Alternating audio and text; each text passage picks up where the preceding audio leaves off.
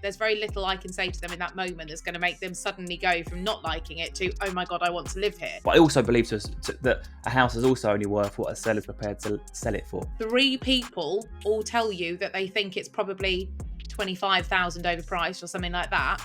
You have to listen to that. Too many sellers are sitting there fixated on the price that they want or need for it, and they're missing so many good opportunities to go and make a possible loss, a massive gain on their related onward situation. What do you think about that? Because you had some good points about that a minute ago. Yeah, and I was going to say, actually, from what you've just said as well, of a house is only worth what a buyer's prepared to pay for it, or what a seller's prepared to sell it for. They're kind of relevant to the markets. In a buyer's market, it's what a buyer's prepared to pay for it. In a seller's market, it's what a seller's prepared to take. The middle ground of that, which is kind of where I would say we are at the moment. We're not fully in a buyer's market at this moment in time. You know, sellers do still have control. It's still their house, but we're definitely not in a seller's market anymore. But the flip side of that is actually, if you as a seller focus on the figure that you want to sell at, you are, like you say, going to lose out on so much more upwards and further up the chain. Pass the loss on. If you get a loss for yours, pass that on to the next person. They'll pass it on to the next person. And eventually you'll get to a property that is probably a probate property or something like that. And realistically, people aren't losing in that scenario, because actually everything they get from the property is an additional gain or whatever. You know, there's a lot of properties at the end of chains that have that sort of finish point as such. Developers, you know, people like that. So focus on the differential of what you're selling for and then what you can afford to buy for. Don't focus on the exact figures. So if you're focusing on an exact, say 500,000, you get offers of 495, you might walk away from someone for the sake of £5,000, which £5,000 is a lot of money when you take it away from property. But the second you put it into the relation of property, it's nothing. Let's be honest. £5,000 walk away from it, instead of making an offer on an onward property at maybe £10,000 less, and actually you've made £5,000 there. Because whatever the market's doing, it's doing it for everyone. It's not just doing it on your house. So everyone's got to be open to offers. Yeah, we're in it. We're all in it together. And I think there's two things on that. Like fixation, I talk about the never fixate on price, fixate on outcome. And I talk a lot about the ultimate goal. And I speak to my clients a lot about, you know, oh, what's my house worth? And the side note on this is also to not get too sucked in by what the agent says or thinks your house is worth, because they ain't buying it. You've got to listen to the market. So, and they're not valuing it. And they're not valuing it. So when you're kind of sitting there, your agents are, you know, you've got a 475, a 500, a 525. You probably will get varied value opinions of what the value should be, and you place it in the market. You need to be kind of forgetting that. You need to be thinking, okay, fine. Well, I want to upsize to a 4-bed, and I just want to make sure I don't add any more than 100 grand to my mortgage. That is the bit.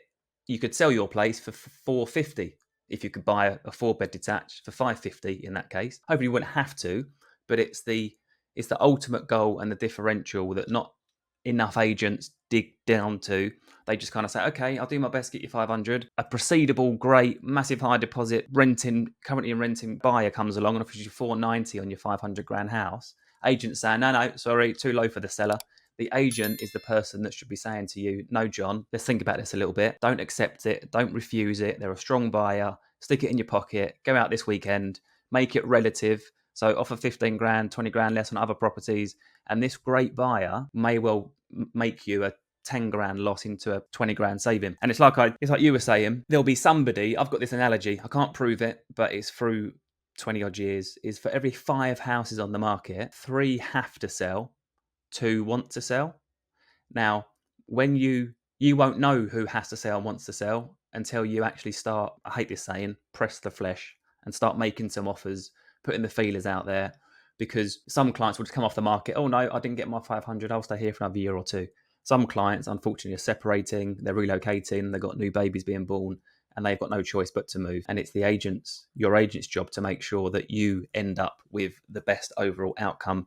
And it's the seller's agent's job of the house you want to buy to make sure that they end up with the best overall outcome.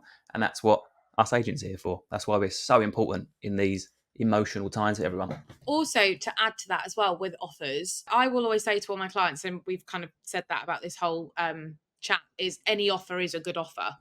So yes, you can use it to go out there and negotiate on other properties and see what else there is and everything else, but also make sure your agent is using it for other buyers and on other buyers. And that's not to say go and tell everybody, oh, we've got an offer of 490 on your £500,000 house. You keep the actual amount stum, you don't say anything, but make sure that they're telling other parties about it. So I've got, for example, an offer at the moment on a flat. The person who's offered isn't proceedable at the moment, but they've put forward an offer. I've then received a lower offer from somebody who is proceedable. So I'm using both of those offers now to go against each other a little bit and to try and get that sort of figure up a bit.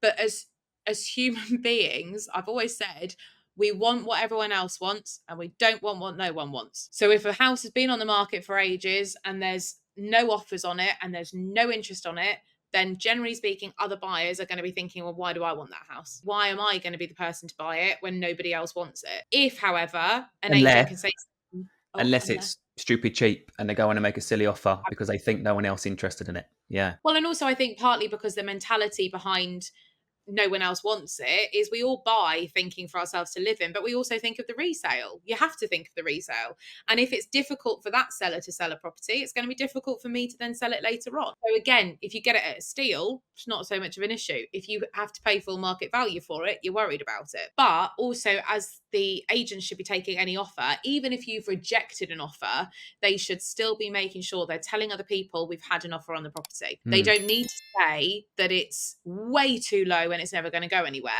They just need to highlight we've had an offer, because by saying that we've got an interested party, it's probably going to make other people more interested in the property just because of human psyche. Yeah, love that. And that's where, I can't stress it enough, but there's a horrible misconception in the world that you stick a house on Rightmove and the rest happens. But we're talking now about the intricacies and technical brilliance of a really good estate agent versus somebody that isn't very good, and the difference it can make to someone's move. It can literally be a different. We've had it before. We've had clients move to us. They've had a couple of offers on their house. It never went anywhere. We've taken it on. We've maybe got slightly more or the same kind of offer, but we've made it happen for them. People ultimately want to move on with their life, and it's not just about sticking it on Rightmove. And I've got this whole blog that I wrote once around, Rightmove don't book viewings for itself strategically. Rightmove doesn't show your house properly. Rightmove doesn't negotiate the sale. Rightmove doesn't negotiate through a chain. And so that's all the things that great agents like yourself, Briscoe, with that 217 grand, as we mentioned at the start, bring to the table. So invest once, invest well in a really good agent. Leave this thing on fees, I suppose, because obviously everyone thinks, it's a cost.